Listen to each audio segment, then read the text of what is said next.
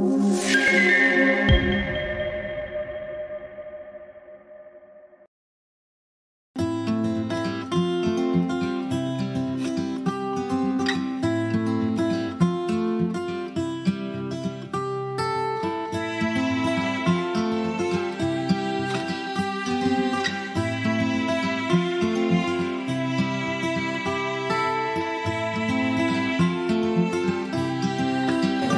satu. Ya, Bapak Ibu Guru, kita akan mulai saja. Assalamualaikum warahmatullahi wabarakatuh. Selamat pagi dan salam sejahtera untuk kita semuanya.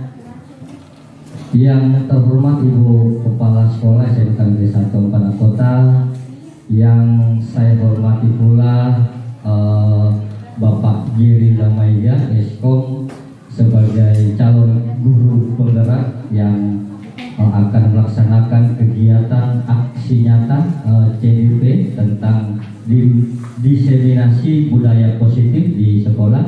Kemudian yang saya hormati pula Bapak Ibu Dewan Guru yang sempat hadir pada kesempatan hari ini. Syukur alhamdulillah kita panjatkan kehadirat Allah Subhanahu wa taala yang mana pada kesempatan hari ini alhamdulillah kita semuanya masih dapat diberikan kesehatan, kesempatan sehingga dapat berkumpul di ruang guru ini untuk melaksanakan kegiatan aksi nyata CDP tentang diseminasi budaya positif. Bapak Ibu Guru yang kami hormati, sebelum Bapak Giri Lamaiga Eskom akan memberikan sosialisasinya mengenai aksi nyata CDP tentang diseminasi budaya positif, terlebih dahulu adalah kita mendengarkan arahan dari Ibu Kepala Sekolah. Untuk itu kepada Ibu disilakan. Ya, terima kasih. Assalamualaikum warahmatullahi wabarakatuh. Selamat pagi, menjelang siang, salam sejahtera bagi kita semua. Yang saya hormati Bapak Ibu Guru yang sempat hadir pada kegiatan calon guru penggerak kita, Pak Giri Lamaiga, yang akan mempresentasikan atau mensosialisasikan tentang aksi nyata yang sudah beliau buat dengan topiknya diseminasi budaya positif. Ya, Bapak Ibu yang terpati, kita senantiasa bersyukur kita masih diberikan kesempatan, kesehatan, sehingga kita bisa berkumpul lagi di tempat ini dalam keadaan sehat walafiat. Pertama-tama saya mengucapkan banyak terima kasih kepada kita semua yang sudah hadir, dan juga kepada Pak Giri sebagai calon guru penggerak yang sudah melaksanakan kegiatan awalnya di hari ini. Insya Allah ini akan menjadi contoh buat teman-teman lain dalam melaksanakan aksi nyata. Kenapa? Karena ini sangat penting, karena Bapak Ibu ini juga merupakan salah satu tuntutan nanti di KPMN. Jadi saya berharap mari kita saling mendukung untuk kebaikan bersama. Ya, jadi jangan berpikir ini kan kegiatannya Pak Giri tidak perlu. Nah, bisa juga kalau Bapak Ibu mengundang teman-teman, kemudian kalau tidak dukung kan juga merasa apa ya. Jadi saya berharap mari kita saling mendukung. Kalau ada teman yang membuat atau melaksanakan kegiatan seperti ini, mari kita dukung. Dan saya pikir ini juga sangat penting sekali karena ini ada kaitannya dengan budaya positif di sekolah. Jadi terima kasih sekali Pak Giri yang sudah memulai kegiatan seperti ini. Kalau mungkin ke depan ya tidak untuk kemungkinan ya kita semua wajib membuat aksi nyata, apakah melalui yang seperti ini atau hal-hal lainnya. Makanya mari kita saling membantu, saling mendukung. Apalagi kemarin sudah diberikan penguatan dari Balai Guru Penggerak. Ya, untuk ke depan Bapak Ibu, ini juga nanti saya akan sampaikan di tahap satu kemarin. Terus terang kita termasuk saya itu betul-betul blank buat saya, jadi masih butuh belajar dalam hal penilaian. Jadi ada beberapa, ya ini juga saya sampaikan, ada beberapa guru yang saya nilai saya menilai itu berdasarkan isian di refleksinya. Jadi direfleksikan begini, 3 tantangan itu untuk ini, maaf ini sebentar. 3 tantangan yang sulit saya lakukan dalam melakukan perubahan. Pertama, internetnya kurangnya dukungan sarana prasarana, kurangnya dukungan sekolah. Jadi saya pilih itu adalah berada di kendali dari eksternal, faktor eksternal mempengaruhi sampai dia kesulitan untuk melakukan perubahan. Jadi saya pilihlah bagian A. Ternyata itu Bapak Ibu justru itu rendah nilainya dan saya tidak tahu. Mohon maaf. Nah, setelah saya konsultasi dengan BKP malam kita diskusi di tempat makan, memang seperti itu, Bu. Kalau dia guru itu menyatakan kesulitan dia melakukan perubahan itu karena faktor eksternal, itu berarti nilainya rendah. Berarti dia tidak mampu mengatasi itu. Kecuali dia mengakui bahwa dia misalnya dia kurang memotivasi, dia tidak punya kemampuan untuk memotivasi siswa. Nah, itu berarti dari dirinya. Berarti kalau itu dia sampaikan, berarti kesulitan itu dari faktor internal, justru itu tinggi. Berarti dia harus berusaha memperbaiki dirinya. Perubahan-perubahan apa yang dia akan rencanakan untuk diperbaiki. Jadi mohon maaf Bapak Ibu, mungkin ada beberapa yang saya nilai seperti kemudian nilainya rendah, butuh perbaikan. Padahal saya tidak sengaja, mohon maaf. Karena memang isiannya di atas, saya pilih, berarti dia faktor kesulitan dia melakukan perubahan itu adalah berasal dari luar, faktor eksternal bukan internal. Ya, jadi ini hati-hati kita ke depan Bapak Ibu. Tapi bukan berarti kinerja Bapak Ibu tidak bagus, cuma kekeliruan itu. Ya, karena memang awalnya saya tidak paham. Saya menilai itu berdasarkan isian Bapak Ibu. Jadi kalau misalnya jujur, saya tidak mampu memotivasi siswa, saya tidak mampu memberikan penguatan positif kepada siswa, kesulitan saya itu. Berarti itu faktor kesulitan dia adalah dari faktor internalnya, dari diri sendiri. Ya, jadi Bapak Ibu ini hati-hati ke depannya. Saya juga perlu, makanya kemarin dari WGP saya perlu 10 kali karena kami banyak berdiskusi tentang penilaian kinerja. Ya, jadi itu ya kalau saya memang ada penilaian yang butuh perbaikan, saya mohon maaf, mudah-mudahan SKP-nya tidak tetap baik. Ya. Dan saya bukan sengaja untuk merendahkan nilai kalian, tidak. Itu memang kekeliruan. Nah, baik itu saja barangkali arahan saya untuk sementara. Mari kita ikuti sosialisasi atau diseminasi budaya positif dari CGP kita Pak Jerry Lamaiga Eskom dan dengan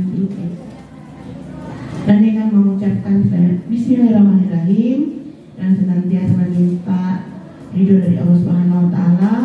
Acara atau kegiatan diseminasi budaya positif dari calon guru penggerak kita Pak Jerry Lamaiga Eskom saya nyatakan dibuka dengan resmi. Ya. Terima kasih. Assalamualaikum warahmatullahi wabarakatuh. Ya, terima kasih. Itulah tadi arahan dari Ibu Kepala Sekolah sekaligus membuka kegiatan aksi nyata calon guru penggerak angkatan 10 yang akan disampaikan oleh Bapak Jerry Lamaiga Eskom. Untuk itu kepada Ibu kami ucapkan terima kasih. Selanjutnya, alhamdulillah kemarin 2 hari kita sudah melaksanakan peningkatan kompetensi guru. Namun untuk hari ini materi atau kegiatan yang akan dibawakan oleh Bapak Jerry Lamaiga tidak kalah pentingnya juga karena menyangkut persoalan mengenai budaya positif yang ada di sekolah. Tujuan untuk membangun budaya positif di sekolah adalah untuk menumbuhkan karakter anak di sekolah, baik yang biasa maupun sampai ke yang luar biasa. Ya, untuk itu untuk menghargai waktu yang ada, marilah kita mendengarkan diseminasi budaya positif yang akan disampaikan oleh Bapak Jerry Lemaiga Eskom. Untuk itu kepada Bapak disilakan.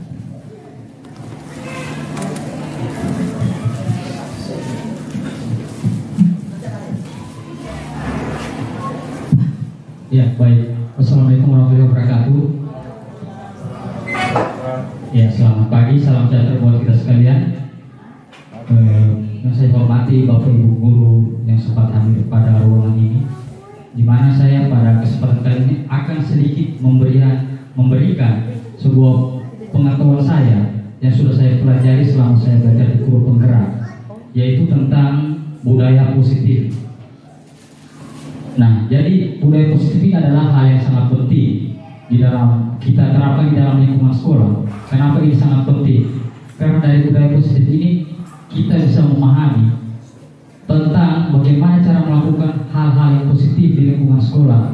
Salah satunya dengan kita menumbuhkan motivasi intrinsik atau motivasi internal anak-anak didik kita, sehingga mereka melakukan semua kegiatan-kegiatan di sekolah benar-benar berada dari dalam dirinya mereka, bukan dari faktor eksternal, seperti itu.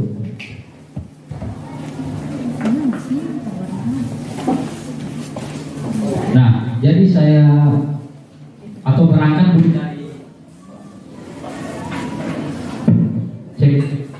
dari tokoh pendidikan kita, yaitu Bapak Ki Hajar Dewantara, di mana menurut beliau bahwa pendidikan itu adalah tempat persemaian benih-benih kebudayaan dalam masyarakat.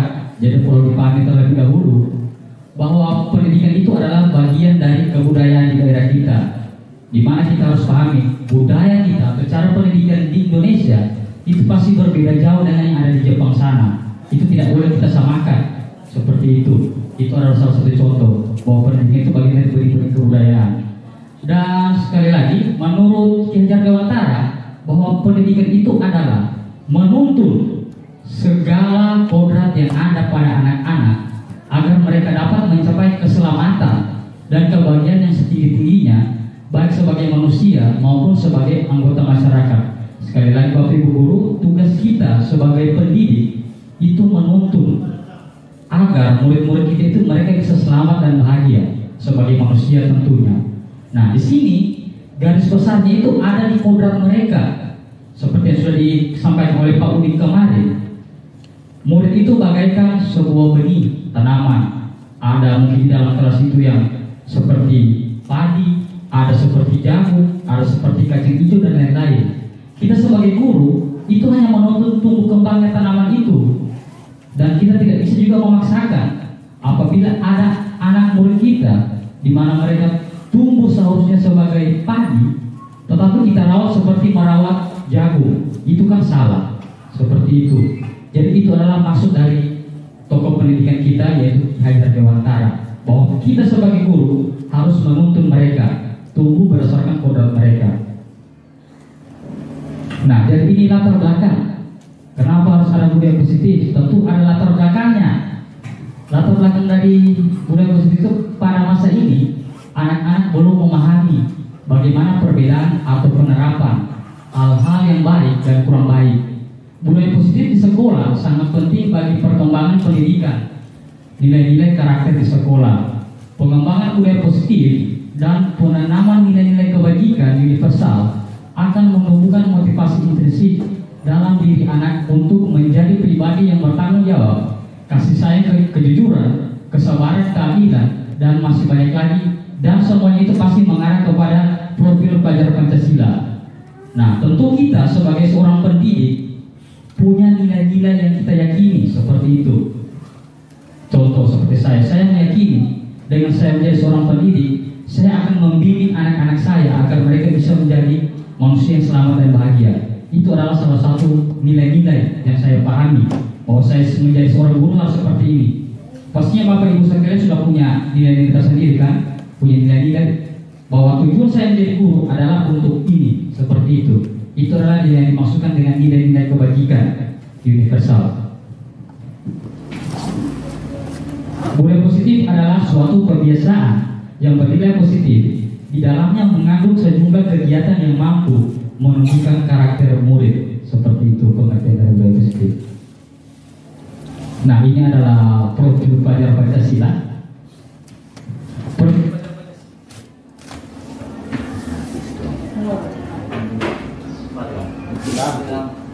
pelajar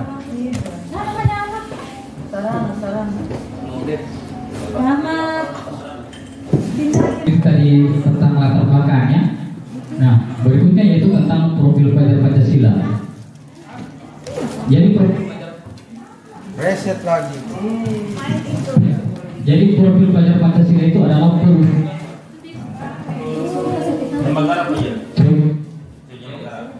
cek. Jadi profil pelajar Pancasila itu adalah perwujudan pelajar Indonesia sebagai pelajar sepanjang yang memiliki kompetensi global dan berperilaku sesuai dengan nilai-nilai Pancasila dengan 6 dimensinya. Nah, jadi profil pelajar Pancasila ini sebenarnya bukan hanya kita tanamkan kepada murid-murid kita, tetapi kita sebagai pelajar Indonesia, dalam hal ini termasuk guru-guru juga, itu harus meyakini ke-6 dimensi ini. Salah satunya yaitu bertawakal kepada Tuhan Yang Maha Kuasa. Terus ada juga berkebinekaan tunggal, ada bergotong royong, kreatif, bernalar kritis dan mandiri. Jadi ini adalah profil pelajar Pancasila yang harus kita terapkan untuk murid-murid kita atau yang kita yakini bersama sebagai profil pelajar Indonesia. Yang puntung tadi tidak bagus. Dia bisa. Bisa ya, pokoknya kalau ada 10. Cek. Jadi tujuan dari budaya positif itu adalah yang pertama, menumbuhkan penerapan budaya positif di lingkungan kelas atau sekolah dan bertanggung jawab atas keyakinan yang dibahas bersama. Jadi budaya positif itu bukanlah ditentukan oleh satu pihak saja. Menciptakan budaya positif atau disiplin positif atau keyakinan kelas di lingkungan sekolah itu tidak boleh semata-mata yang putuskan harus guru, tidak seperti itu. Jadi budaya positif itu membuat keyakinan kelas atau keyakinan sekolah itu harus dilakukan secara bersama-sama antara kepala sekolah, guru, dan murid-murid. Seperti itu intinya. Jadi kita buatkan satu keyakinan. Setelah kita buat keyakinan, itu yang harus kita sepakati akan kita ikuti. Jadi lebih ke memunculkan motivasi internal atau intrinsik. Nah, yang kedua, menumbuhkan murid-murid dalam menerapkan disiplin positif dengan motivasi internal, apa yang saya katakan tadi. Dan yang ketiga, menciptakan suasana pembelajaran yang menyenangkan pastinya. Itu adalah tujuan dari budaya positif. Ya, ini adalah tolak ukurnya. Pastinya kita juga harus punya tolak ukur. Selama kita menerapkan budaya positif, harus ada yang jadi tolak ukurnya agar bisa tercapai tujuannya kita. Dari 3 penerapan atau 3 tujuan tadi tentang budaya positif di SMK Negeri 1 yang akan saya targetkan, tolak ukur yang dapat dilihat adalah yang pertama, terlaksananya kesepakatan kelas. Nah, ini paling penting bagi wali kelas. Kita akan membuat kesepakatan kelas sebagai dasar menumbuhkan motivasi intrinsik anak-anak kita berdasarkan nilai-nilai yang kita yakini. Dengan keterlibatan warga kelas. Warga kelas itu berarti ada guru, ada juga murid-murid di dalamnya. Dengan antusias dan terbuka, berarti secara terbuka kita lihat apa yang sudah baik di dalam kelas itu perlu kita tingkatkan, dan yang belum baik bagaimana caranya kita perbaiki, seperti itu. Dan yang kedua, murid-murid meyakini kesepakatan kelas sebagai perangkat nilai kebajikan yang dilaksanakan dengan baik. Yang ketiga, tercipta kelas yang nyaman dan menyenangkan dan murid-murid termotivasi dalam pembelajaran. Pastinya tujuannya itu untuk pembelajaran. Dan yang keempat, warga sekolah memahami penerapan budaya positif dan dapat menerapkannya dalam konteks nyata, seperti itu. Nah, ini ada pertanyaan tematik. Jadi Bapak Ibu menjawab saja setuju atau tidak. Yang pertama, apakah hukuman dapat mendisiplinkan anak? Ada yang setuju? Setuju. Tergantung Pak, hukumannya itu yang Iya, boleh berikan alasannya Ibu Justin? Ini Pak, kalau hukuman ini Pak, kalau saya 2, Iya. bisa ya, bisa tidak. Iya. Tergantung dari hukumannya, dia dari jenis hukuman. Kalau hukuman berat terlambat kayaknya tidak mungkin Pak. Kalau hukuman ringan, misalnya ini menyangkut kesepakatan keluarga ya. Iya. Misalnya guru masuk, kita buat kesepakatan kalau guru belum masuk, siswa yang terlambat, berarti siswa tidak boleh masuk. Hukumannya supaya dia bisa masuk kelas, ya ringan ini Pak, jadi kamu saya untuk di sini iya. Berarti budaya positifnya apabila terlambat diberi hukuman positif mengumpul rumput. Rumput. Imbasnya juga kan untuk menjaga kebersihan sekolah. Siap, terima kasih. Ada yang bisa tambahkan? Pahamkah? Yang soal nomor 2, pertanyaan kedua, pemberian hukuman dengan hal positif seperti yang Ibu katakan tadi, apabila anak terlambat diberi hukuman mengumpul rumput kah, ya kan, belajar kah, atau tidak menulis sampai 100 lembar. Apakah hal tersebut dapat meningkatkan disiplin anak? Ada yang bisa menjawab setuju atau tidak? Bahwa hal tadi ini ya. Kalau menurut saya, maksudnya budaya kesadaran hukuman itu kalau tidak dibangun dari anak-anak budaya malu, contohnya budaya malu, nah itu barangkali anak-anak terabaikan karena kondisinya itu tidak dipahami oleh anak-anak.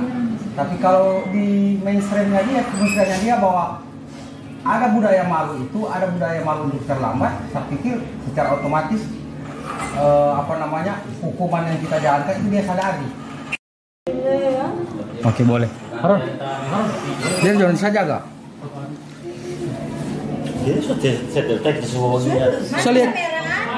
Saya lihat mana DP waktu durasi ini. Ya, kita lanjut lagi. Itu adalah pembentukan keyakinan kelas.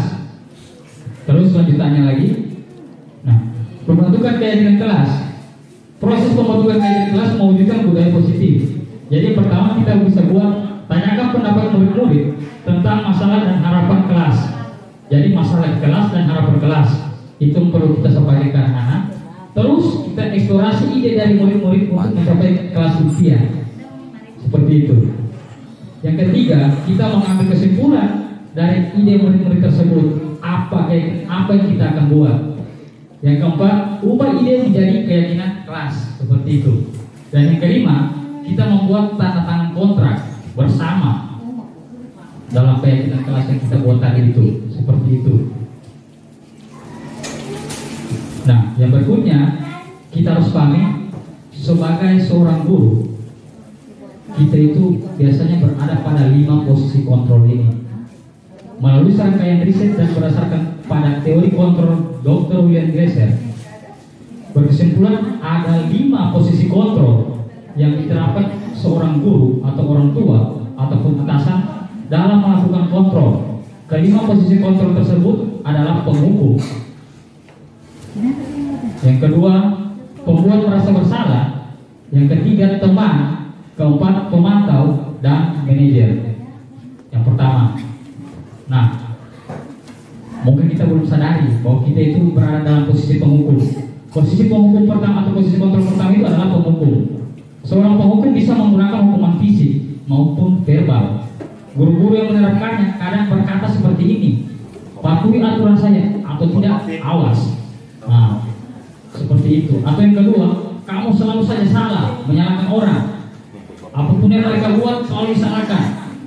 Itu adalah salah satu posisi kontrol sebagai penghukum. Yang mudah-mudahan kita di sini tidak ada yang melakukan ini. Ada. Iya, saya. Nah, yang kedua, posisi kontrol pembuat merasa bersalah. Pada posisi ini biasanya guru akan bersuara lebih lembut. Pembuat merasa bersalah akan menggunakan keheningan yang membuat orang lain merasa tidak nyaman, bersalah atau rendah diri. Kata-kata yang keluar dengan lembut akan seperti, ibu sangat kecewa sekali dengan kamu. Itu bahasanya pembuat merasa bersalah itu. Yang kedua, berapa kali bapak harus memberitahu kamu ya? Yang ketiga, gimana coba kalau orang tua kamu tahu kamu berbuat begini? Nah, itu adalah hal-hal yang membuat orang merasa bersalah atau murid merasa bersalah. Sebenarnya ini memunculkan motivasi dari luar juga. Yang ketiga, nah ini mungkin yang sering saya gunakan juga, posisi kontrol sebagai teman. Guru pada posisi ini tidak akan menyakiti murid, namun akan tetap berupaya mengontrol murid melalui persuasi. posisi teman para guru bisa negatif ataupun positif. Positif di sini berupa hubungan baik yang terjalin antara guru dan murid. Guru di posisi teman menggunakan hubungan yang baik dan humor untuk mempengaruhi seseorang. Mereka akan berkata, ayo bantulah bapak demi bapak ya. Seperti itu. Yang kedua, ya sudah, kali ini tidak apa-apa, nanti ibu bantu bereskan. Nah, cuma ini sih sebenarnya ada positifnya, cuma ada negatifnya juga. Seandainya pasti anak tersebut hanya akan mematuhi apa yang diperintahkan oleh si guru tertentu, sedangkan untuk guru lain pasti tidak akan berpengaruh. Posisi kontrol seperti ini. Nah, yang keempat, posisi kontrol sebagai pemantau. Pada saat kita mengawasi, kita bertanggung jawab atas perilaku orang-orang yang kita awasi. Posisi kontrol pemantau berdasarkan pada peraturan-peraturan atau konsekuensi ya. Dengan menggunakan sanksi konsekuensi, kita dapat memisahkan hubungan pribadi kita dengan murid sebagai seorang yang menjalani posisi pemantau. Pertanyaan yang sering diajukan oleh pemantau ini yang pertama, apa yang telah kamu lakukan? Seperti itu. Dia mencari tahu, padahal sebenarnya dia sudah tahu itu. Yang kedua, sanksi atau konsekuensi apa yang akan kami berikan kalau kamu melakukan seperti itu? Nah, itu adalah posisi kontrol sebagai pemantau. Nah, dari keempat posisi kontrol yang tadi, itu pastinya memunculkan motivasi eksternal dari murid-murid. Itu tidak memunculkan keyakinan dari diri mereka. Dan yang harus kita lakukan itu di dalam Merdeka Belajar itu adalah posisi kontrol sebagai seorang manajer. Nah, ini harus kita terapkan di dalam lingkungan sekolah kepada anak-anak kita. Di mana posisi ini guru berbuat sesuatu bersama dengan murid, mempersilahkan murid mempertanggungjawabkan perilakunya, mendukung murid agar dapat menemukan solusi atas permasalahannya sendiri. Namun bila kita menginginkan murid-murid kita menjadi manusia yang merdeka, mandiri dan bertanggung jawab, maka kita perlu pada restitusi seperti itu. Jadi posisi kontrol manajer itu ada dia punya cara atau dia punya formula, yaitu tentang restitusi. Nah, restitusi itu apa? Restitusi itu adalah proses menciptakan kondisi bagi murid untuk memperbaiki kesalahan mereka sehingga mereka bisa kembali pada kelompok mereka dengan karakter yang lebih kuat. Jadi tujuan dari posisi kontrol manajer ini yaitu tentang menjalankan restitusi.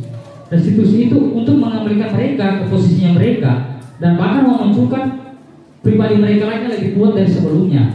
Mungkin tentang kesalahan mereka lakukan, dari kesalahan itu mereka bisa belajar dan mereka bisa menjadi lebih kuat, tidak akan mengulangi hal seperti itu. Dan semuanya itu terbentuk bukan dari orang lain, tetapi benar-benar dari keinginan mereka sendiri. Seperti itu. Dalam menjalankan restitusi itu ada rumusannya, namanya adalah segitiga restitusi. Segitiga restitusi adalah suatu proses dialog yang dijalankan oleh guru atau orang tua agar dapat menghasilkan murid yang mandiri dan bertanggung jawab. Nah, ini adalah proses restitusi, mulai dari menstabilkan identitas, memvalidasi tindakan yang salah, dan yang terakhir adalah menanyakan keyakinan kelas. Restitusi ini akan berjalan apabila kita sudah membuat keyakinan kelas terlebih dahulu, seperti itu. Contoh, ini adalah pertanyaan-pertanyaan dari menstabilkan identitas. Apabila kita mendapatkan anak yang bermasalah, kita ambil contoh saja anak yang terlambat. Kita akan membuatkan segitiga restitusinya. Anak yang terlambat datang ke sekolah, pastinya kita melihat anak terlambat, biasanya kan, sini. Kenapa terlambat? Kenapa tidak aturannya? Kalau menanyakan aturan berarti posisi kontrol apa tadi itu? Si pembuat merasa bersalah, iya kan? Sini, kenapa terlambat? Tidak ada akal itu. Iya kan, biasanya seperti itu. Pokoknya tidak. Nggak karena terlambat, jadi harus pulang. Itu kan posisi kontrol penghukum, iya kan? Padahal kita tidak tahu tujuannya anak ini lambat kenapa, iya kan? Kita kadang membuat aturan seperti itu dan kita kadang tidak sadar juga bahwa kita juga sering terlambat. Dan kita sering terlambat dan kita mungkin kepala sekolah maklumi, iya kan? Nah, di sini kita harus pahami dulu kenapa dia terlambat. Kita tanyakan, anaknya datang kita tanyakan, Dek, kenapa terlambat? Pak, tadi malam saya begadang. Kenapa? Begadang. kalau seperti itu pasti akan terlambat. Artinya kita butuh dia, kita pakai dia sedikit supaya dia bisa mengakui kesalahannya. Saya terlambat kok karena begini, lambat bangun, dia bilang kan, karena saya lambat bangun. Setelah kita sudah stabilkan identitasnya, oh kalau kamu juga terlambat kayak seperti itu. Terus kita minta validasinya. Kira-kira kenapa Adi bisa terlambat? Adi mungkin akan menjawab, lantaran tadi malam Pak, saya bermain game sampai larut Pak. Oh begitu. Kira-kira bakalan itu kalau datang ke sekolah, apakah melanggar keyakinan kelas kita? Tidak. Pasti dia akan menjawabnya, iya Pak, melanggar keyakinan kelas. Kira-kira keyakinan kelas yang mana? Disiplin Pak. Disiplin. Jadi menurut Adi, langkah apa yang Adi lakukan supaya Adi tidak terlambat dan bisa mengikuti keyakinan disiplin? Mungkin saya akan tidur lebih cepat Pak, dan lain-lain. Itu adalah contoh posisi kontrol manajer menggunakan segitiga restitusi.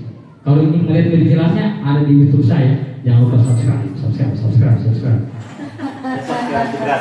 Jadi itu adalah strategi dalam menjalankan segitiga restitusi. Makanya kita sebagai guru tidak lagi menggunakan 4 posisi kontrol yang tadi: pembuku, pembuat merasa bersalah, teman, dan pemantau. Tetapi kita akan mengelola semuanya menjadi manajer atau menggunakan segitiga restitusi. Seperti itu. Amin. Mudah-mudahan kita bisa sama ya. Jangan dulu sekarang iya. menengok ke belakang masa lalu. Ya, mungkin itu sedikit diseminasi dari saya tentang penerapan budaya positif. Mungkin Bapak Ibu dulu ada yang mau tanyakan? Dipersilakan. Ya, silakan Ibu Justin.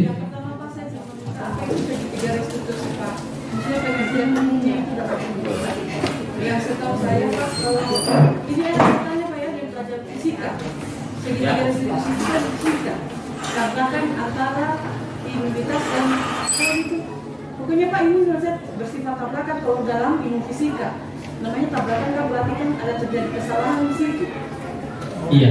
Cuma itu Pak, saya minta pengertiannya apa itu segitiga restitusi dan aplikasinya Pak dalam pendidikan, terutama saya sebagai guru. Saya mengaplikasikan di dalam kelas untuk menghadapi anak-anak yang pemahaman, tidak pemahamannya itu berbeda. Iya, sekarang coba Ibu berikan satu contoh dulu kasus yang biasanya Ibu dapat di dalam kelas. Misalnya Pak ya, ada satu anak, dia itu Pak di dalam kelas itu kayak pengembara. Kayak pengembara. Pengembara itu maksud pengembara Pak. Dia tempat duduknya itu tidak pasti. Oh, hilang kasih sayang itu. Iya, pastinya itu kekurangan kasih sayang. Hilang kasih sayang itu. Iya Pak. Atau perlu menghargai dia, perlu diterima. Kasih sayang yang rasa diterima. Ya. Itu yang kurang itu. Itu yang kurang. Berarti kita harus pahami itu 5 kebutuhan pokok manusia. Salah satunya dia melakukan itu pasti karena rasa ingin diterima. Makanya dia mengganggu temannya. Tidak Pak, dia tidak mengganggu Pak, cuma dia Bukan. Iya. Tetapi kan bagian dari Butuh mengganggu perhatian belajar. itu butuh perhatian, kurang kasih sayang. Perhatian. Berarti dia itu butuh Ibu perhatikan itu dia. aplikasinya Pak ya. Berarti itu salah satu contoh aplikasi segitiga restitusi. Iya. Segitiga restitusi ini sebenarnya tidak perlu kita terapkan dari 3 tahap ini yang mulai menstabilkan, validasi, dan naikkan keyakinan. Bisa kita, tidak mungkin juga kalau anak baribut, kenapa anak baribut? Karena tahu tidak kenapa baribut itu? Di sini ada gara-gara keketahuan. Kenapa nggak tahu? Karena tahu tidak? Kalau dalam satu kelas itu banyak seperti itu, aduh, parah orang Ibu, mau pakai restitusi kan? Nah itu yang kita pahami juga. Segitiga restitusi itu tidak harus dipakai ketiganya, tetapi segitiga restitusi ini adalah seperti Ibu tanyakan tadi, suatu proses dialog yang dijalankan oleh guru agar dapat menghasilkan murid yang mandiri dan bertanggung jawab. Nah, saya jelaskan kembali. Ini adalah proses segitiga restitusi, mulai dari menstabilkan identitas. Stabilkan identitas anak dulu Ibu. Kalau mereka memang kayak contoh anak ini dia mana temannya, ya kan? Datang ketua kelas melapor ke ibu, wali kelasnya. Ibu undang dia. Pas dia datang ke ruangannya ibu, jangan ibu bilang, kenapa nggak marah-marah? Kenapa tidak marah-marah itu bagaimana? Itu sifat posisi kontrol apa tadi kalau seperti itu? Pembuku. Nah, kalau kita pakai segitiga restitusi, kita ajak dulu dia ibu. Kita ajak dulu, kita tanyakan. Dialog itu tadi. Iya, dialog. Kita tanyakan. Tadi Bapak dengar dari ketua kelas, katanya si Intan marah-marah ya. Kenapa bisa begitu? Pasti dia akan menjelaskan. Nah. Baru ibu sabikan dulu ibu. Sementara dia marah-marah, ibu harus bilang, oh itu salah. Tidak boleh begitu. Itu tidak boleh, karena anak-anak melakukan segala sesuatu itu ada tujuannya. Jadi kita sabikan dulu ya. Mungkin saja ibu kalau dalam posisi itu akan berbuat seperti itu, ya kan? Sabikan dulu identitasnya. Setelah itu baru kita tanya, kenapa Intan sampai marah-marah di dalam kelas? Nah, baru dia jelaskan. Soalnya ibu mungkin teman-teman gara-gara saya, dia bilang nama orang tua saya, ya kan? Nah setelah itu baru ibu jelaskan ulang lagi. Oh itu ibu jelaskan ulang kan, setelah ibu jelaskan ulang supaya ibu validasi kesalahannya bahwa itu adalah kesalahan. Setelah ibu validasi, ibu tanyakan, kira-kira hal marah-marah pada teman-teman itu apakah melanggar keyakinan kelas kita? Tidak. Kira-kira keyakinan kelas apa yang sudah dilanggar kita? Pasti dia akan bilang tidak menghormati teman ibu. Nah kira-kira hal apa yang kita lakukan agar bisa menghormati teman? Pasti dia bilang salah satunya saling menghargai dan lain-lain. Seperti itu ibu. Proses dialog segitiga restitusi. Iya. Apa lagi yang ditanyakan? Dialog intinya. Karena mereka melakukan sesuatu itu pasti ada tujuannya. Ada. Ibu dulu, ibu. Saya persilakan ibu. Silakan ibu.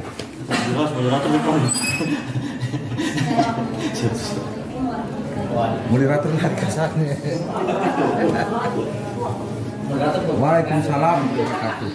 Saya ingin mengucapkan. Oh iya, siap. Terkait dengan budaya positif, kita ketahui bersama bahwa ada beberapa contoh budaya positif yang diterapkan di sekolah. Contohnya, misalnya salah satunya pada saat pembelajaran di kelas, itu kita membiasakan supaya anak itu keluar dan masuk di dalam kelas itu harus meminta izin kepada guru. Yang kedua, pada pagi hari biasanya siswa itu bersalaman dengan guru. Yang ketiga adalah membuang sampah pada tempatnya. Nah, poin yang paling penting yang ketiga Pak, seperti yang Bapak lihat bersama bahwa di RPSP itu ada bak sampah, tetapi pada kenyataannya sampah itu tidak ditempatkan di bak sampah, dibuang di samping. Nah, kira-kira menurut Bapak, saya apa atau bagaimana strategi Bapak supaya sampah yang ada di depan itu bisa ditempatkan di tempat sampah, artinya berarti budaya positif itu bisa dijalankan. Bapak sebagai seorang guru penggerak itu. Iya.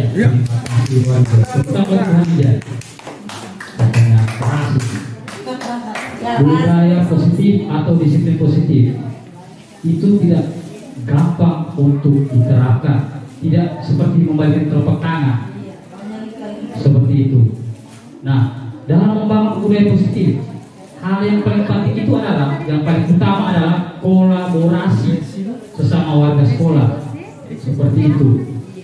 Kolaborasi itu adalah hal yang penting untuk sekalian.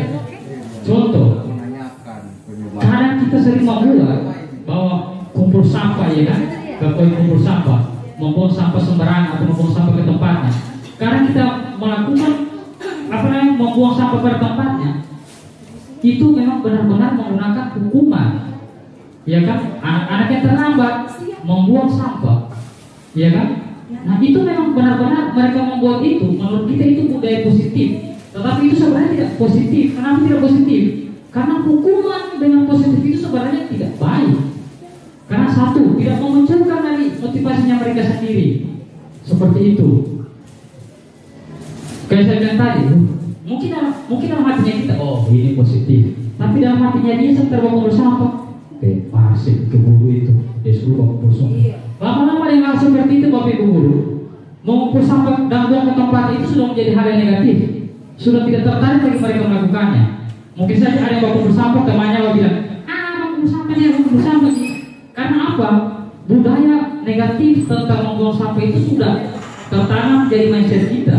mindsetnya anak-anak. Nah itu yang perlu kita rubah. Rubahnya bagaimana? Rubahnya dengan melakukan budaya positif, salah satunya keyakinan kelas yang kita buat atau keyakinan sekolah. Menjalankannya bagaimana? Tidak serta-merta, tidak setelah saya melakukan sosialisasi bisa mantap semua babaikan, kan tidak. Hal yang paling penting itu Bapak Ibu Guru, saya saja pertama belajar di guru penggerak itu agak sulit memahami kata menuntut, tetapi saya bisa legowo dengan hal itu. Salah satunya menyatakan bahwa pertanyaan, ada kata-kata menyatakan bahwa guru itu harus berhamba kepada murid. Itu yang saya tidak terima sama sekali. Berhamba kepada murid, berarti apa yang murid pengen ini? Orang musik buat tunduk atau bagaimana? Ternyata maksudnya berhamba itu tidak seperti itu. Kita mengajar sudah beberapa tahun di sini, apakah itu belum berhamba kepada murid? Guru itu menurut Ki Dewantara adalah sebuah pelayan. Kayak Pak Andri upload itu pelayanan, tapi itu pelayanan yang lebay Pak Andri, melayani. Jadi berhamba kepada murid itu hanya kita yang yakini, tetapi anak-anak murid kita tidak boleh meyakini. Karena kalau mereka yang meyakini hal seperti itu, ancam Torah, dorong perintah-perintah seperti itu. Nah, untuk memunculkan membuang sampah sembarangan itu perlu kolaborasi, dan kita perlu memunculkan motivasi intrinsik dari anak-anak melalui keyakinan kelas atau keyakinan sekolah. Itu dulu kita bantu Ibu Hadijah, sehingga semuanya bisa terjadi kerjasama. Terima kasih. Kalau boleh saya ambil kesimpulan bahwa bagaimana kalau misalnya setiap guru yang ada di SMK ini, bagaimana caranya supaya kita bisa mendorong siswa itu pada saat misalnya pembelajaran dalam kelas, terus membuat kesepakatan bersama bahwa supaya tolong sampah-sampah yang ada di samping RPS itu dibuang di bak sampah. Itu barangkali atau bagaimana? Iya, kita buat dulu keyakinan tentang jaga kebersihan. Kebersihan itu kita buat dulu keyakinannya. Dan kita harus mengubah paradigma tadi itu dari stimulus respon ke teori kontrol. Bahwasanya anak itu membuang sampah di situ, membuang sampah sembarangan itu pasti ada tujuannya kenapa dia buang sampah. Mungkin saja satu, tong sampahnya terlalu jauh. Yang kedua mungkin dia mau kasih dia temannya. Pasti itu melanggar keyakinan keras, tidak disiplin contohnya kan. Nah keyakinan keras itu dulu kita buat. Dan anak-anak membuang sampah itu pasti ada tujuannya. Mungkin saja tadi jauh tong sampahnya, atau mungkin ingin bakal dia temannya. Nah itu paradigma seperti itu mesti kita ubah, memunculkannya secara intrinsik atau dari dalam. Seperti itu. Itu dulu yang kita bangun pertama kali dalam menjalankan hal positif, yaitu membuat keyakinan kelas sehingga motivasi anak-anak itu benar-benar dari dalam, bukan dari luar. Ya, Bapak Ibu aja. Paham kan? Kalau saya tidak, misalnya referensinya negara lain ya. Iya. Kalau Singapura babuang didenda otomatis. Tapi itu aturan memang ditahu oleh masyarakatnya. Badenda, nah, karena ada hukuman. Itu saya anggap hukuman. Kontrol tadi toh. Nah, di kita karena aturannya itu barangkali tidak formal, sampai tidak ada yang itu artinya biar ada yang buang sampah sembarang, ada. Iya, karena itu pada keyakinan itu satu. Ya, yang kedua Pak, saya anggap kalau buang sampah pada tempatnya ini berarti yang dari tingkat dasar SD, SMP itu tidak berhasil. Karena itu budaya itu dari dini harus. Sebenarnya itu ketika masuk di SMK tidak sudah paham. Iya, palingnya sudah. Iya. Itu yang menurut saya. Iya. Yang berikut lagi peran orang tua. Kalau kita mau gali di SMEA ini, orang tua itu biasakan cuma orang tua wali, Bapak. Sehingga di rumah memang transfer knowledge itu tidak ada sama sekali. Mau baku cari di mana. Orang tuanya ya bukan hampir, tapi paling tidak kita akan temukan di kelas. Kenapa? Broken dan sebagainya. Jadi pendidikan karakter orang tua itu tidak ada. Minta maaf Pak, saya pernah contoh kasus rapi terlambat, disuruh sikat WC, menangis saya Pak. Tidak mau lagi saya pakai terlambat rapi. Dan insya Allah mudah-mudahan tidak mau terjadi lagi. Karena itu apa? Jadi motivasi. Tapi ada hukumannya, hukuman kontrol. Iya. Makasih barangkali itu Pak, sedikit dong. Iya, terima kasih Pak. Memang hal seperti itu Pak tentang budaya sebenarnya. Orang tua mau sendiri. Iya, Itu budaya. Nah, memang penerapan buang sampah sembarangan ini sudah dari TK barangkali.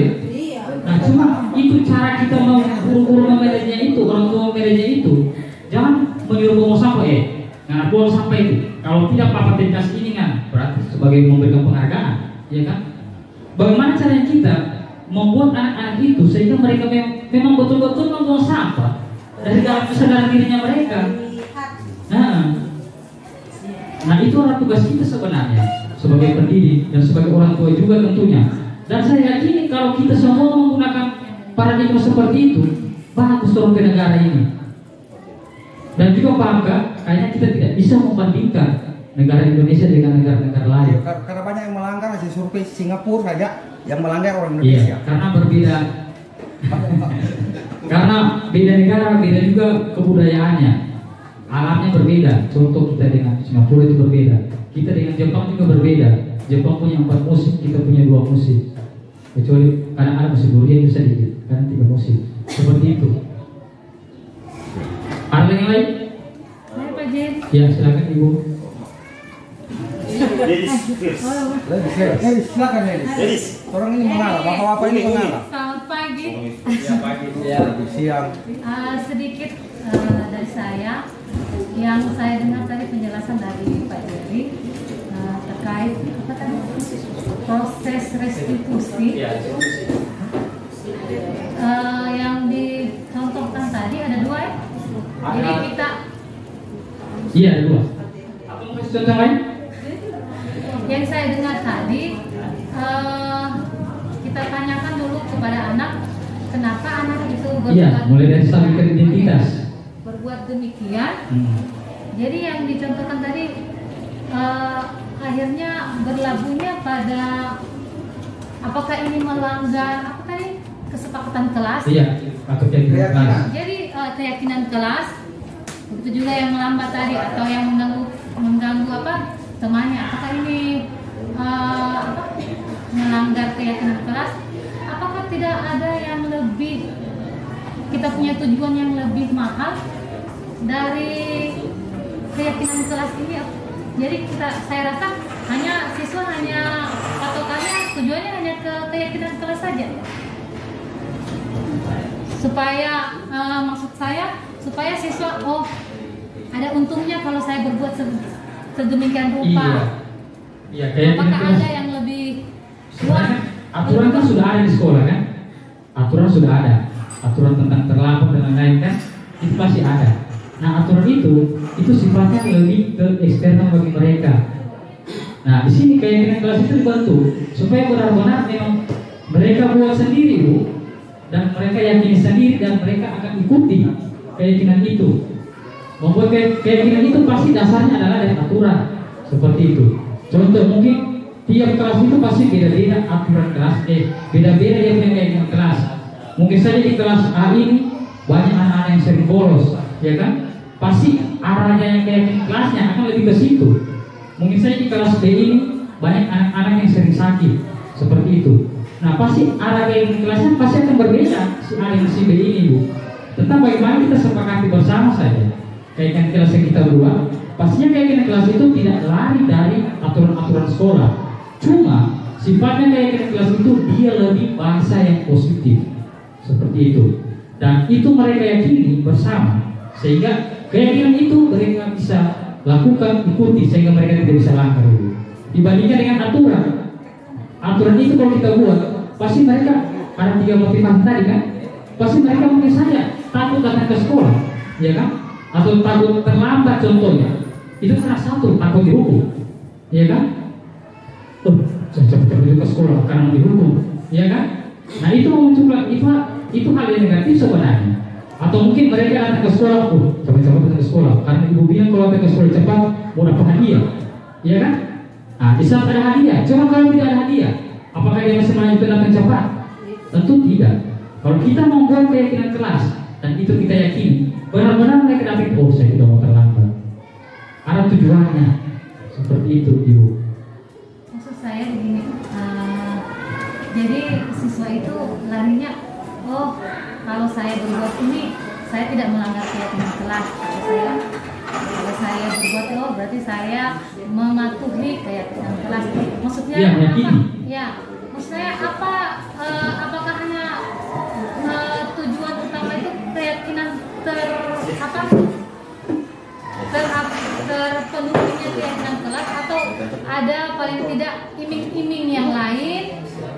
kenapa anak supaya bisa berbuat baik yang lebih menguntungkan bagi mereka. Iya. Maksudnya saya Berbuat baik yang lebih menguntungkan bagi mereka. Nah itu saya bilang tadi. bukan hanya untuk keyakinan kelas saja, maksudnya tujuan. Iya. Nilai-nilai kebajikan. Keyakinan kelas terbentuk dari nilai kebajikan dari anak-anak itu, Ibu. Jadi keyakinan kelas itu kita harus ajari juga anak-anak tentang nilai kebajikan, sehingga mereka melakukan itu memang benar-benar dari dalam diri, Ibu. Keyakinan kelas itu terbentuk itu dari nilai-nilai kebajikan yang mereka yakini. Pastinya Ibu juga punya nilai-nilai kebajikan yang diyakini kan? Nah dari situ kita membantu sebuah keyakinan kelas berdasarkan mungkin ada persoalan atau yang perlu ditingkatkan lagi di kelas itu bisa kita jadikan keyakinan kelas. Nah mengenai imbalan seperti itu, imbalan barangkali Macam kita macam dalam Islam, oh saya melakukan ini untuk apa? Beribadah, punya niat, atau saya inginkan surga, seperti itu. ya. Kalau ini sifatnya universal kayak kalau keyakinan kelas, dia memang tidak terpaku dari suku dan lain-lain, memang benar-benar dibentuk dari dalam kelas itu, dan itu memang harus muncul dari dalam diri, seperti itu. Jadi tidak ada dasar keyakinan itu adalah memunculkan mereka punya kemandirian, agar mereka benar melakukan itu sudah terinclude semuanya, agama dan lain-lain, suku, ras dan lain-lain, seperti itu. Kalau dalam membentuk keyakinan kelas, artinya tidak ada target sesuatu, memang benar-benar mereka membuat itu. Karena Ibu saya bilang tadi, kalau kita di sekolah sini mengumpul sampah sebanyak 10.000 akan dapat hadiah, ya kan? Kalau misalnya tidak ada kasih hadiah, apakah mereka mau mengumpul rumput? Kan tidak, seperti itu. Ya, saya sepakat dengan misalnya ketika anak-anak itu berbuat baik keyakinan kelas itu, kemudian ada iming-iming, nanti kesannya itu bukan jadi budaya positif. Nanti anak-anak berpikir begini, oh saya bisa berbuat baik, nanti saya dapat ini, begitu. Menurut saya pemahaman dengan kajian. Jadi kalau memang misalnya itu budaya positif, nanti kita harus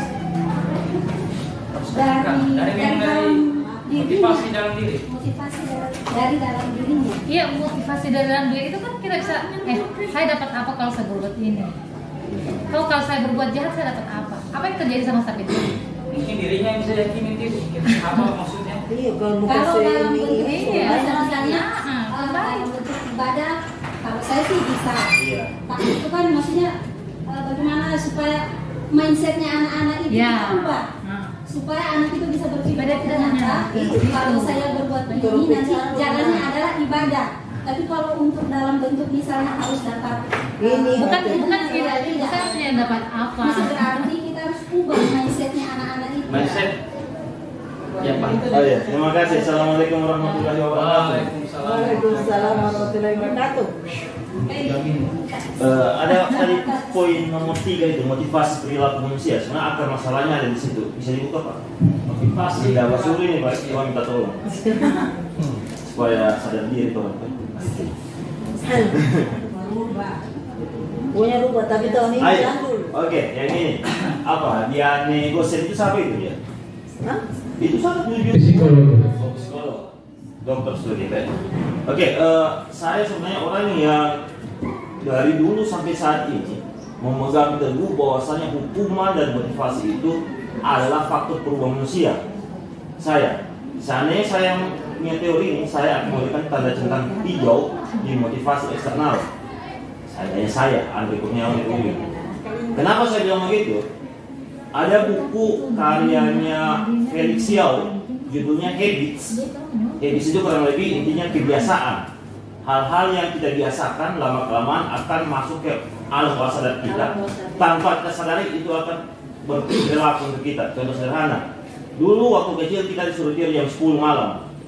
Ya, waktu masih balita lah, 5 tahun paling lambat jam 10 malam. Terbawa-bawa sampai ke sekolah SMA, kuliah tidak usah dibilang karena kuliah pasti lebih dari itu waktu tidurnya.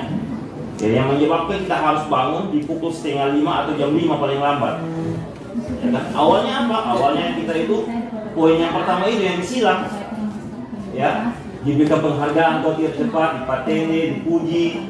Ya, masuk di SD, SMP, dihukum kalau kita tidak melaksanakan itu. Karena dia terjadi habits, kebiasaan. Alhasil, kalau papi orang tua keluar botol umpamanya, apakah mau iya. cepat? Makanya boleh saya teruskan dulu. Karena dia sudah jadi habits, dari motivasi eksternal dia jadi habits, kebiasaan, tanpa disuruh pun, otomatis alam bawah sadarnya jam 10 dia pasti tidur, jam pukul 5 dia pasti tak bangun, tanpa alarm. Ini sama, sehingga motivasi eksternal sangat mempengaruhi dari motivasi intrinsik. Harus ada dua-duanya, tidak bisa kita menggugah anak itu bangkit sendiri kalau dia dimotivasi terlebih dahulu. Nah, yang terjadi sekarang ini, tunggu Pak, tahu? Pasal dia sudah sabar. Sesi sebenarnya tadi banyak. Yang terjadi saat ini, budayanya anak-anak, biasanya anak sudah terlanjur rusak. Bukan bisa sebenarnya rusak, sudah terlanjur seperti itu. Lambat menjadi hal yang biasa dan lain sebagainya. Kenapa? Karena dari zaman mereka 9 tahun belajar, ya kan? Ini sudah terbiasa seperti itu. Orang tua di rumah, lingkungan tidak mendukungnya. Nah, kita yang hanya kurang lebih tidak sampai 10 jam kayaknya di sekolah itu, merubahnya ini dari itu susah sekali. Tanpa ada ini faktor dari luar, dari eksternal. Contoh sederhana, yang terkenal dengan disiplinnya adalah militer. Apakah intrinsik ini mempengaruhi militer? Kita ubah orang? Tidak. Yang mempengaruhi paling besar orang-orang militer itu adalah faktor eksternalnya, hukumannya. Ya, makanya sekolah-sekolah semi militer itu terkenal dengan disiplinnya. Adakah sampah di sana? Tidak ada sampah, bersih. Jadi kalau saya pribadi, saya tidak setuju ketika faktor eksternal itu harus ditentang merah. Karena kalau selama diskusi kita harus setuju semuanya, kan tidak bagus. Iya, maksudnya itu Pak, yang X itu berarti termotivasi dari luar maksudnya. Kenapa? Termotivasi dari luar itu. Iya, bisa aja. Maksudnya motivasi dari luar itu penting sekali. Nah, cuma memang Pak, dari 3 ini Pak, kita harus paham dalam memilahnya, kita dalam memahaminya. Memang hal seperti itu Pak, kebudayaan itu tiap rumah tangga itu pasti beda cara-caranya, beda juga nilai-nilainya. Nah, sehingga bagaimana caranya kita sebenarnya memotivasi, termotivasi yang benar-benar dalam. Saya juga tahu Pak, kadang Pak, kalau kita tidur siang itu pasti dikejar. Orang tua saya kerja, opa saya kerja, dan saya harus tidur siang. Tetapi kadang-kadang kalau saya berobat keluar kota, saya tidak tidur siang. Iya, seperti itu. Nah, mungkin saja dengan hal seperti itu kita memberikan hukuman akan bisa menjadi merubah mereka punya paradigma berpikir. Atau tidak benar-benar memang terpenuhi dari dalam. Berupa doktrinnya, itu namanya mungkin doktrin. Terus juga mengenai tentara tadi, saya pikir kalau kita sudah meramalkan nilai-nilai, pasti dia mendidik anak itu ada tujuannya, ya kan? Contoh anak-anak militer itu, dan rata-rata anak-anak militer itu Pak, yang mengikuti aturan militer, pasti dia juga akan menjadi militer juga. Iya, tidak selamanya dan tidak harus. Tetapi yang tidak mengikuti militer itu Pak, kebanyakan mereka itu rambut gondrong. Tidak juga, relatif sih memang. Tapi kan memang Pak, seperti itu memang relatif sih. Kalau kita melihat dari angka-angka, cuma kita bisa lihat mana angka besarnya, mana angka kecilnya, iya kan? Nah, seperti itu. Memang lebih relatif sih. Cuma benar-benar tujuan kita di sini memunculkan motivasi intrinsik, sehingga cara itu yang paling bagus. Poin ketiga itu untuk menjadi orang yang mereka inginkan. Cara di atas itu bagus juga, cuma yang lebih bagus untuk memunculkan motivasi intrinsik adalah poin ketiga itu yang lebih tepat. Seperti itu. Makanya saya pribadi tadi tidak sepakat jika hukuman itu dikesampingkan. Hukuman itu dikesampingkan. Artinya itu penting untuk membangkitkan intrinsik. Itu faktor pendukung untuk membangkitkan dalam diri. Cuma kan dalam bentuk hukuman itu dari luar. Ya, jadi eksternalnya kalau saya pribadi tidak cocok di garis. Silakan. Iya, tetapi dalam kejadian itu dia termotivasi dari luar. Sama saja dengan ini. Aturan tentang kelulusan itu di 2000 berapa dihilangkan. Di 2006 kalau ketika tidak lulus harus mengulang 1 tahun. Alhamdulillah saya lulus. Iya, betul. Nah, itu 1 tahun juga. Di 2005 dia hanya sekolah lagi. Sekolah lagi 2005 itu dia sekolah lagi 3 bulan baru ujian. Nah, sekarang dihilangkan. Lihat apa yang terjadi. Motivasi belajarnya bagaimana? Motivasi belajarnya bagaimana? Sekarang pemerintah kan coba dengan program-program bla bla bla. Alhasil motivasi belajar anak naik tidak? Makin berkurang. Iya. Artinya Karena kita selama keduanya. Justru ketimbang enggak, kita nggak butuh orang belajar mau jadi apa enggak. Pas naik-naik saja. sekarang so paling sulit tapi harus dikasih naik. Dan kita sendiri mau membuka orang ya kalau belajar sukses. Berarti ada nilainya di situ. Ada faktor yang kita sampaikan ini hariahnya kamu. Kalau nih aturan pemerintah ini. Artinya tidak sesuai dengan kondisi yang ada. Karena kita salah mengajar di dalam. Seperti itu, salah satunya. Tidak salah, guru lalu bahkan lebih bagus saya rasa. Ya, itu zaman dulu Pak, jangan sama dengan zaman sekarang. Maksudnya begini, Ini perkembangan zaman. Iya, zaman lah zaman. Cuma kalau menurut saya, enggak menurut zaman. Enggak. Iya sih Pak. Memang tetap Hasilnya kan seperti ini. Lihat, anak-anak dulu tidak, maksudnya di jalan coba lihat, tidak ada tawuran apa yang sampai membunuh dengan kayak sekarang, bunuh orang tuanya, ancam orang tuanya, bahkan siswanya itu orang berani ancam orang tuanya. Saya ada sekarang. dulu itu Pak. Cuma memang lalu media yang tidak terlalu besar. Apa? Petrus itu kan dan lain-lain itu kan tidak membunuh. Artinya tiba-tiba Cuma ya. Terima kasih. Bukan gimana ya? Cuma mau kasih apa yang ada sedikit di benak. Saya sepakat dengan perkataannya Pak Andri, pemikirannya Pak Andri. Kenapa? Kalau di pelajarannya kita itu di PKN, nilai itu berkaitan erat dengan norma. Apa itu nilai? Nilai itu sesuatu yang indah, sesuatu yang baik, sesuatu yang bagus, yang harus kita pelihara dalam kehidupan kita sehari-hari. Nah, membentuk nilai itu butuh waktu. Saya sepakat juga dengan Pak Jen. Bukan serta-merta kita harus bilang kita bikin nilai ini, kerjasama ini begini, gotong royong ini. Apakah serta-merta anak-anak itu melakukan? Belum tentu. Nah, untuk melakukan itu perlu namanya norma. Di dalam kehidupan kan kita tahu bersama ada 4 norma. Nah, yang paling tegas itu adalah norma hukum. Kenapa sampai norma hukum itu diperlukan? Supaya ada efek jerah. Nilai dan norma itu Pak ibarat 2 mata uang, 2 sisi mata uang. Yang kalau uang itu mau dipakai harus ada sisi satu dan sisi sebelah. Tetapi kalau cuma satu sisi, tidak bisa kita pakai uang itu untuk berbelanja. Sama dengan kebiasaan tadi itu, motivasi yang positif. Karena kalau tidak ada itu norma Pak, agak susah sebenarnya mungkin kita menerapkan itu. Jadi saya sepakat bisa dengan tapi ini Pak Andri.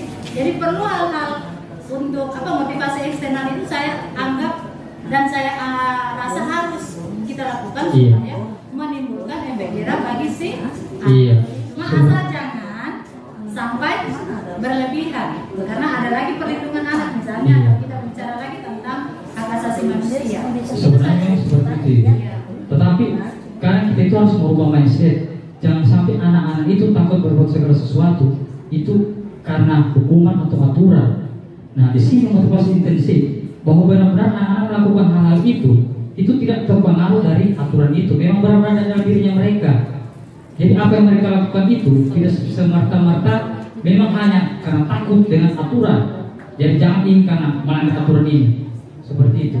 Nah, motivasi intrinsik itu, jadi mereka melakukan segala sesuatu itu tanpa aturan pun, walaupun ada aturan memang benar-benar mereka melakukan tidak harus mereka karena takut aturan, karena memang benar-benar terpanggil dalam dirinya mereka. Seperti itu yang dimaksud dengan budaya positif, membiasakan hal baik di dalam kelas dan ditingkatkan kembali. Seperti itu pengertian dari disiplin positif. Itu sih kalau tidak ada norma ya agak susah. Iya, memang sih Bu. Aturan itu tetap ada. Aturan itu di mana-mana pasti ada. Dan efek dan hukum itu pasti ada 2 hukum di sebelahnya. Iya. Hukum ada hukuman di sebelahnya. Nah, hukum dan hukuman. Nah, tetapi bagaimana caranya kita membuat anak-anak ini agar mereka bertindak tidak merta-merta, saya jangan begitu karena ada aturan ini dan pasti akan dihukum. Tidak seperti itu, tetapi mereka melakukan segala sesuatu tanpa melihat itu dan mereka lakukan itu sudah sesuai dengan aturan dan mereka meyakini bahwa mereka melakukan itu tanpa harus ada aturan dan dihukum itu. Seperti itu budaya positif atau disiplin positif maksudnya. Berarti itu PR bersama. Iya, seperti itu. Ada lagi yang lain? Itu fungsi ini sudah pokoknya jangan langsung. Bu Santi akan sudah. Oke, ada lagi yang mau ditanyakan Bapak Ibu? Pas. Oke, terima kasih. Waktu sudah ini ada ini. Ya, terima kasih Bapak Ibu sekalian. Pertanyaan-pertanyaan yang sangat keras. Iya. Semoga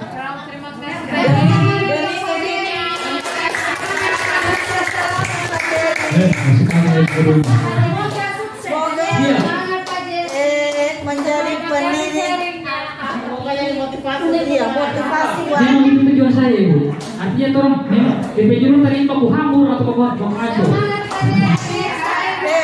yang kemarin masih tabani kemarin di hari yang kemarin punya jangan menoleh ke belakang dulu. Sementara ini tahu ini. Itu yang. Ya, saya tutup dulu ya. Ya, terima kasih Bapak Ibu sekalian. Kiranya apa materi yang saya berikan pada siang hari ini atau pagi hari ini bisa bermanfaat bagi kita semua dalam menjalankan budaya positif di sekolah kita. Terima kasih. Assalamualaikum warahmatullahi wabarakatuh dan selamat siang. Sukses Pak. Ketemu dengan PKM Pak. Ya, assalamualaikum warahmatullahi wabarakatuh. Waalaikumsalam warahmatullahi wabarakatuh. Ya, selamat pagi, salam sejahtera buat kita sekalian. Baik. Bagaimana kabarnya hari ini anak-anak? Baik. Ya, para semua dalam keadaan sehat. Walaupun cuaca tidak mendukung pada pagi hari ini, tetapi saya yakin kita semua masih semangat dalam mengikuti kegiatan belajar mengajar di kelas ini. Oke, adapun tujuan kita pada hari ini adalah kita di sini akan membuat suatu budaya positif atau disiplin positif dengan namanya itu adalah membuat keyakinan kelas. Seperti itu. Keyakinan kelas. Nah, jadi keyakinan kelas ini harus kalian pahami terlebih dahulu. Keyakinan kelas ini adalah bukan aturan, melainkan suatu motivasi dari dalam diri kita berdasarkan nilai-nilai kebajikan yang kita pahami.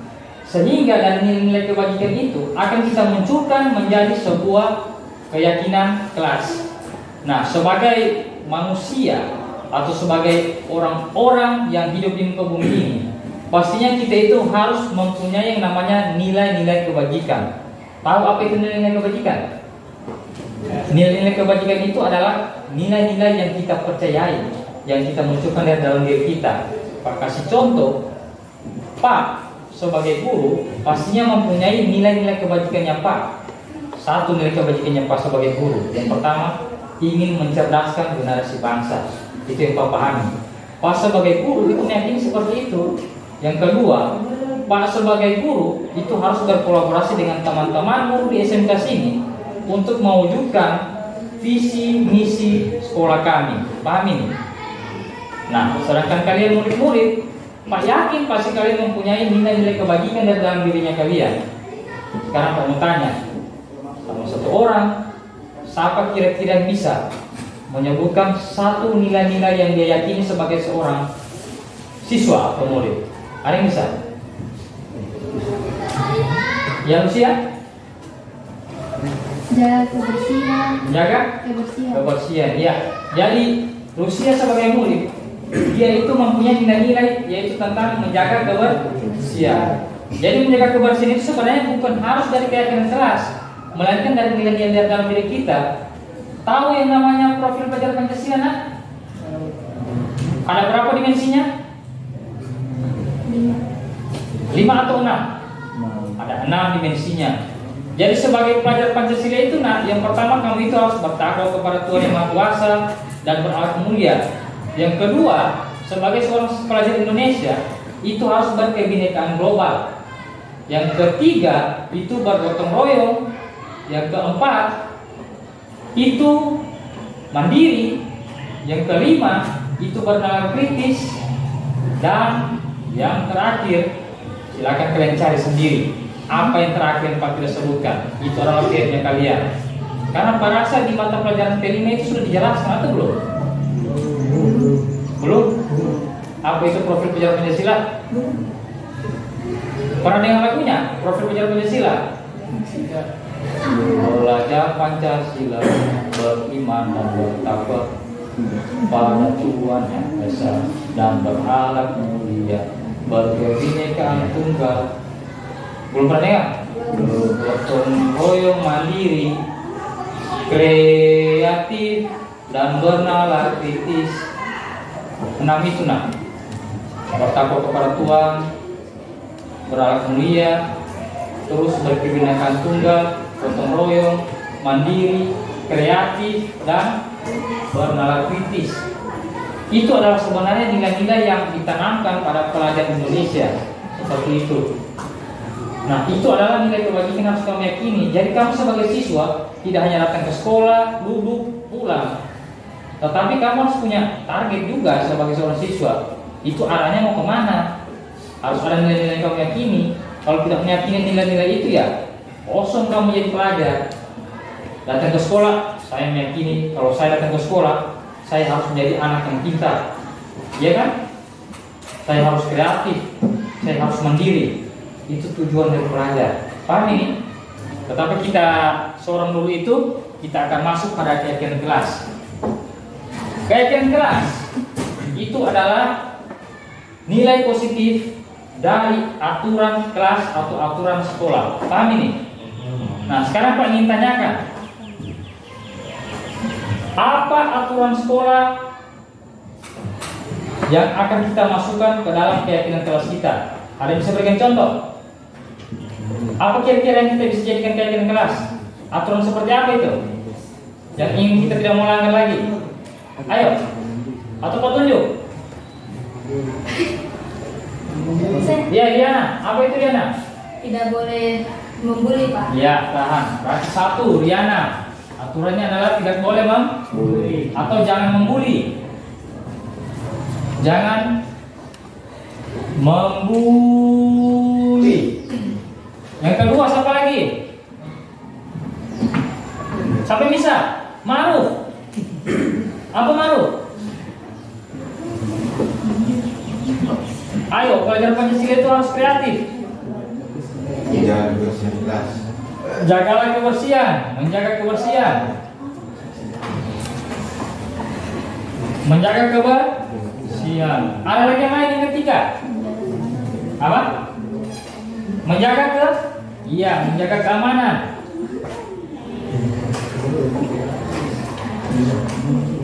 Menjaga keamanan kelas. Ada lagi yang lain?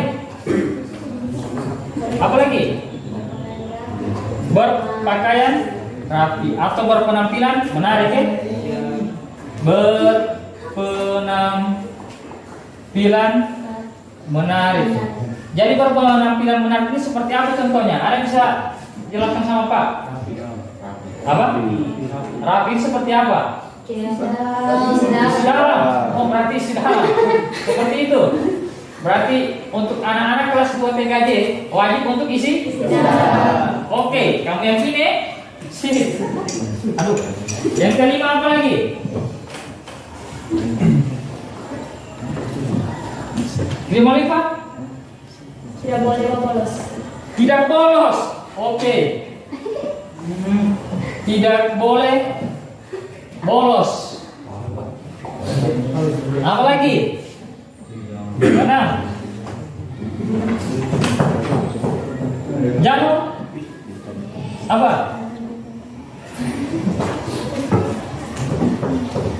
Tidak boleh apa lagi? Ayo siapa bisa kena? Ada apa nih? Tidak boleh terlambat. Datang tepat waktu, Datang tepat waktu di kelas. Di kelas. Apa lagi yang lain? Angkat tangan. Akbar apa Akbar? Berdoa sebelum belajar, Pak. Berdoa sebelum belajar. Berdoa sebelum belajar. Ada lagi yang lain?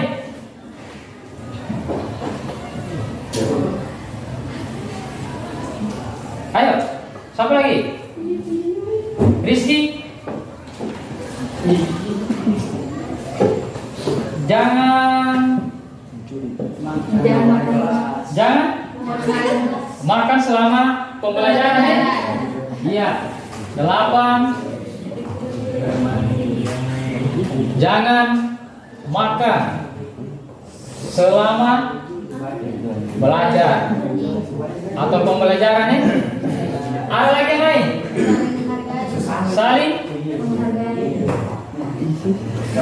Saling menghargai. Apa lagi? Jangan tidur selama belajar. Oke. Jangan tidur selama pembelajaran. Ada lagi yang lain? Ayo ingat-ingat.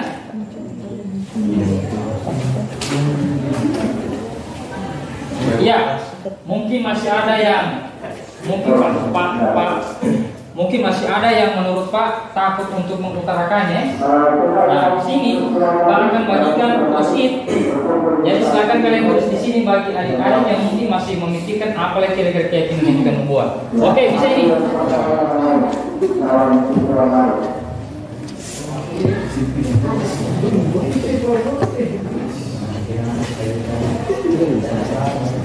Post-it ini silakan kalian isi lagi keyakinan kelas apa lagi yang kita mau tambahkan.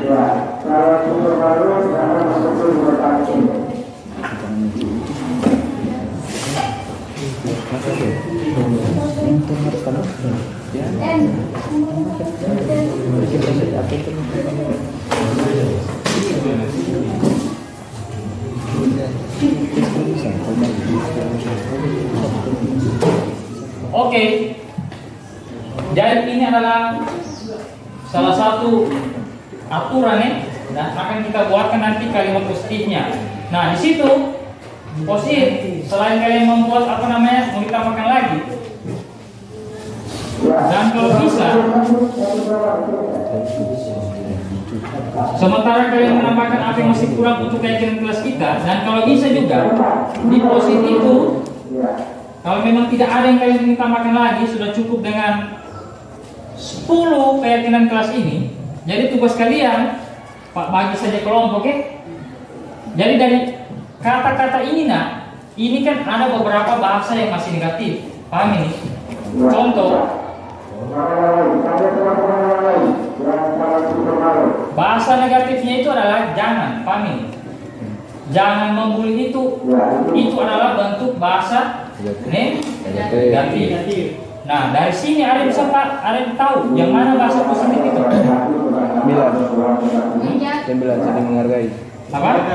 Saling menghargai. Menjaga kebersihan. Menjaga kebersihan itu masih bahasa ya sudah positif itu ya. Ada lagi yang tahu yang mana bahasa negatif di sini? Saling menghargai. Bahasa negatif. Apa? Tidak boleh bolos. Tidak boleh bolos. Itu adalah bahasa negatif. Pahami? Jadi di sini silakan kalian buatkan bahasa positifnya.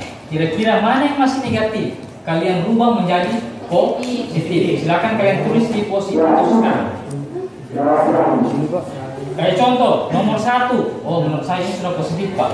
Kalau nomor 1 masih negatif, silakan kamu tulis di kertas itu 1. Seharusnya seperti ini. 1 jangan membulikan. 1 saling menghormati teman. Pahami seperti itu keyakinannya. Oke? Sip. Kalau nomor 2 kalian rasa sudah positif, tidak usah lagi. Cari lagi yang negatif. Ya yang negatifnya. Paham ini? Ada yang ditanyakan? Silakan dibuat. Ya bagaimana, sudah selesai semuanya?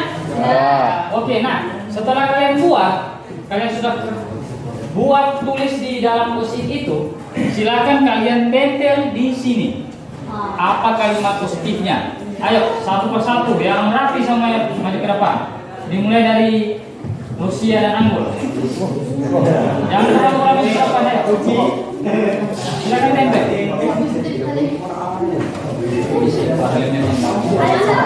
Ayo main semuanya. Sini.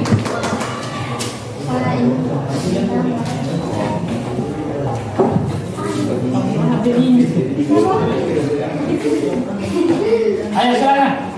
Main semuanya ayo.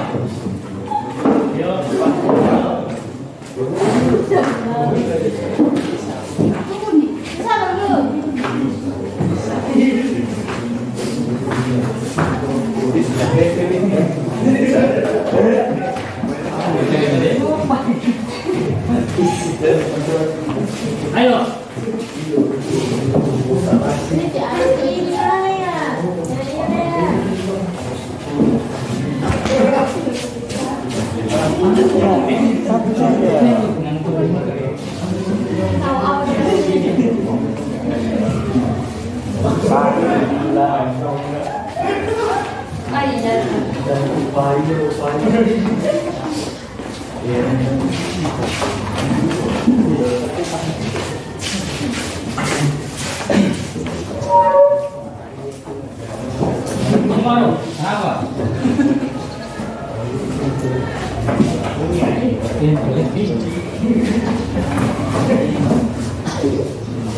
Ya mungkin ada yang kesalahan tulis ada juga yang tidak balik memang.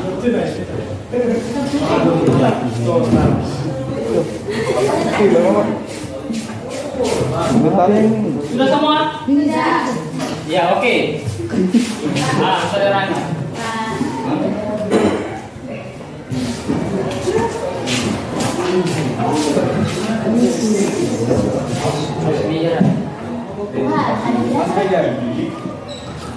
Oke sudah.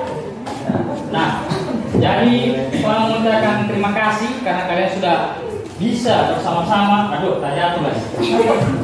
Membuat kalimat positif dari beberapa aturan-aturan atau kaitan-kaitan yang sudah kita buat ini. Nah, apa ingin menyampaikan dulu? Oke, untuk nomor 1, jangan membuli. Berarti kalimat positifnya apa tadi ini? Saling menghargai. Saling menghargai teman. Menghargai teman sekelas. Yang kedua, menjaga kebersihan. Ya, ini sudah cocok ya? Menjaga kebersihan kelas, cuma kita perlu tambahkan kelas di sini. Yang ketiga, menjaga keamanan kelas, ini sudah positif. Yang keempat, berpenampilan menarik, ini sudah positif. Tidak boleh bolos, berarti ini kalimat negatif kan? Nah, di sini dia katakan untuk nomor 5 bukan tidak boleh bolos, tetapi hadir tepat waktu.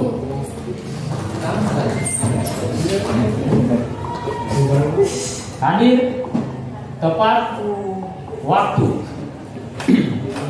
di kelas. Yang keenam, datang tepat waktu. Kira-kira mana? Sama atau beda? Sama. Nah, kayaknya sama ini. Poin 5 dan poin 6 itu sama. Oke, ini sama ini. Yang ketujuh, berdoa sebelum belajar. Cocok? Cocok. Ya, berarti berdoa sebelum belajar ya.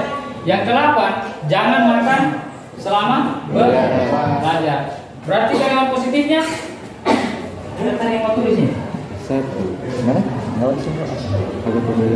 Menghargai guru di dalam kelas. Seperti itu. Boleh itu? Boleh. Jangan makan itu selama belajar berarti boleh. Hah? Menghargai guru dalam kelas. Yang ke-9, saling menghargai. Cocok? Sama kayaknya teh. Dua ini sama kan? Ya sama. Dan yang ke-10, jangan tidur selama pembelajaran. Berarti poinnya itu masih sama juga, menghargai. Paham ini? Cuma kalimat positifnya itu yang berbeda ya. Oke. Habis ini saja. Dari ke-10, halo. Dari ke-10 keyakinan kelas yang sudah kita buat, seperti yang sudah kita buat bersama-sama pada hari ini. Nah, dari 10 keyakinan kelas ini, kita akan coba membedahnya menggunakan tabel T namanya. Tabel T itu yang pertama berupa tabel seperti ini. Tabel T itu seperti ini, ada 2 kolom. Kolom pertamanya itu dia tampak seperti dan tidak tampak seperti. Seperti ini adalah tabel T. Kita hanya bermain tabel T dulu. Sebenarnya ada tabel satu lagi, tabel Y, tapi kita main saja di tabel T. Tampak seperti dan tidak tampak seperti. Tentunya dari keyakinan kelas ini kita harus pahami dia tampak seperti apa dan tidak tampak seperti apa. Pahami. Sekarang kita mulai dari saling menghargai teman. Berarti tampak seperti menghargai teman. Pahami nih? Keyakinan kelas kita tampak seperti menghargai teman dan tidak tampak seperti tidak menghargai teman. Pahami nih? Berarti kita harus tampak seperti apa? Menghargai dan tidak tampak seperti tidak tampak seperti tidak menghargai teman. Itu adalah tabel T-nya. Pahami nih? Itu poin satunya. Poin 2-nya tampak seperti menjaga kebersihan kelas, tidak tampak seperti tidak menjaga kebersihan kelas atau membuang sampah sembarangan. Pahami nih? Yang ketiga, menjaga keamanan kelas, tampak seperti menjaga keamanan, tidak tampak seperti tidak menjaga keamanan kelas. Iya, merusak segala sesuatu di dalam kelas. Pahami nih? Nah, yang berikutnya berpenampilan menarik, tampak seperti berpenampilan menarik, tidak tampak seperti tidak berpenampilan menarik. Kayak tidak tampak seperti berpenampilan menarik itu kayak tidak tampak seperti pelajar sesungguhnya, berpakaian cungkang cangkang dan seterusnya. Bahkan ada yang tidak mandi. Berarti sebagai siswa di kelas ini harus wajib mandi semuanya, maaf ya. Sikat gigi dan lain-lain. Yang kelima, hadir tepat waktu di dalam kelas, itu tampaknya dan tidak tampak seperti tidak tampak seperti lambat dan lain-lain. Pahami nih? Yang keenam, datang tepat waktu di kelas, ya sama, ya kan? Yang ketujuh, berdoa sebelum belajar, tampak seperti berdoa dan tidak tampak seperti tidak berdoa. Jadi anak-anak kelas 2 TKJ itu wajib untuk berdoa sebelum belajar. Walaupun guru tidak arahkan, tetapi kamu harus mulai dengan doa. Di TKJ 1 sampai Ustaz. Ardi. Semua orang ada sana. Yang ke-8, tampak seperti menghargai dan tidak tampak seperti tidak menghargai. 9, saling menghargai sesama warga kelas. Tidak tampak seperti tidak menghargai warga kelas ya. Yang ke-10, tampak seperti jangan tidur. Apa? Ke-10 ini apa? Jangan tidur selama pembelajaran. Berarti belajar dengan dia. Belajar dengan dia. Berarti tidak tampak seperti belajar dengan dia. Tidak belajar dengan dia. Iya, seperti itu bentuk keyakinan kelas. Pahami? Nah, jadi di sini keyakinan kelas kita ada 10 poin dan ini harus kita yakini bersama. Pahami? Karena yang membuat keyakinan kelas ini bukan hanya Pak sendiri, bukan dari sekolah, tetapi kita putuskan secara bersama-sama, ya kan? Ini kita lakukan secara berkolaborasi. Jadi intinya ini kita tidak boleh langgar. Pahami ini semuanya? Paham. Ada lagi yang ditambahkan? Ada lagi? Mau? Cukup? Iya, baik. Jadi dari keyakinan kelas ini akan Pak coba dokumentasikan sebentar dan Pak akan buatkan sebuah baliho 100 kali 50 meter dan kita akan tempel di dalam kelas. Nah, di sini setuju kira-kira kita buat kayak kelas seperti ini semuanya? Setuju. Ya, jadi kita sudah sepakat ya. Jadi kayak kelas kita ada 10 poin. Yang pertama saling menghargai teman, yang kedua menjaga kebersihan kelas, ketiga menjaga keamanan kelas, 4 berpenampilan menarik, 5 hadir tepat waktu di kelas, 6 datang tepat waktu di sekolah, yang ketujuh berdoa sebelum belajar, ke-8 menghargai guru dalam kelas, ke-9 saling menghargai warga kelas, ke-10 belajar dengan iya. Ini adalah 10 keyakinan yang harus kita yakini bersama-sama. Paham ini? Nah, ini akan Pak dokumentasi, akan pembuatan baliho sebagai bukti bahwa kita sudah membuat keyakinan. Nah, paham ini? Paham semuanya? Oke, terima kasih untuk waktu dan kesempatannya. Jadi pertemuan hari ini Pak akhiri dengan sekian dan terima kasih. Assalamualaikum warahmatullahi wabarakatuh dan selamat pagi.